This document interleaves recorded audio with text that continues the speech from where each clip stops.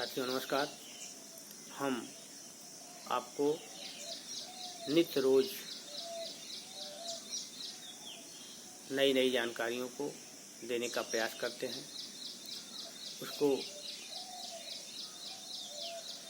आपको अपने योग, व्यायाम, प्राणायाम, आसन जो हम करीब 15-20 वर्षों से रेगुलर नियमित रूप से करते चले आए हैं और उसकी वजह से हम कई बीमारियों के एक साथ होने के बाद भी अपने आप को फिट महसूस करते हैं। जैसे जोड़ों में दर्द 2-3 बार,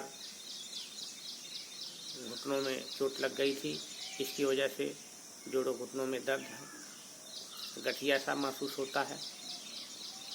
यूरिक एसिड की भी थोड़ी समस्या रहती है, लो ब्लड प्रेशर की समस्या होती है, शुगर की भी कुछ समस्या है। इसके बाद भी हम करीब 15-16 साल से लगातार नियमित रूप से आसन, व्यायाम, प्राणायाम, खान पान में एहतियात बरतते हुए इन सभी समस्याओं का समाधान हम अपने योग, व्यायाम, प्राणायाम के माध्यम से कर रहे हैं, उनका मुकाबला कर रहे हैं तथा अपने आप को फिट महसूस करते हैं। साथियों, हम आपको एक एहतियात की चीज़ और बताने जा रहे हैं। इसको आप ध्यान से अगर सुनेंगे तो निश्चित रूप से आपको लाभ मिलेगा। जैसे हम सुबह स्नान करने के लिए जाते हैं तो स्नान के पहले अगर टॉयलेट करते हैं तो हमारे शरीर पर उसका अच्छा प्रभाव पड़ता है। स्नान करने के बाद अगर आप टॉयलेट करने के बाद अगर आप स्नान करने के लिए आते हैं तो सबसे पहले आप अपने पैर को, हाथ को धुलिए। हाथ पैर धुलने के पश्चात आप पानी को अपने कमर तक के हिस्से को भिगोइए। उसके बाद फिर धीरे धीरे आप कंधे पर पानी डालिए। कंधे पर पानी डालने के बाद आप सर पे पानी डालिए। साथियों, आप देखिए, खुद महसूस करिए, मैं प्रैक्टिकल बता रहा हूँ। यदि आप सीधे सर पे पानी डालते हैं तो आपकी रूह कँप जाती है, आपका शरीर कँपकपा हो जाता है और वह आपके स्वास्थ्य पर प्रतिकूल प्रभाव डालता है, इसमें संदेह नहीं है। बहुत सारी चीज़ें आपके शरीर के ऊपर नेगेटिव ऊर्जा यदि छोड़ रही हैं तो उसका कहीं न कहीं से कोई न कोई कारण है और उस कारण के जिम्मेदार हम खुद हैं। साथियों, शरीर में कोई भी ऐसा रोग नहीं है जो रातों रात चला आता है।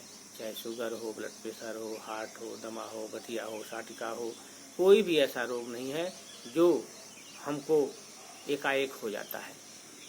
यदि हार्ट की समस्या, हार्ट अटैक की समस्या अगर हमको हो रही है, हमको हुई, तो यह निश्चित रूप से मान लेना चाहिए कि वह आज की समस्या नहीं है।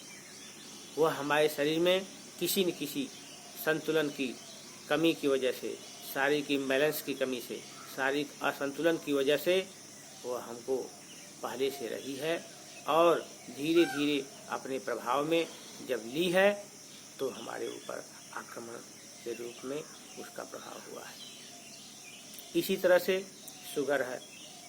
शुगर का भी जब शारीरिक संतुलन बिगड़ता है, शुगर का भी जब बैलेंस बिगड़ता है तो वह धीरे धीरे हमारे शरीर में शुगर की समस्या होती है। शुगर की समस्या कुछ जेनेटिकल होती है, जो पिता को हुई है, उनके पिता को हुई है, दादा को हुई है। इस तरह से यह आनुवांशिक होती है।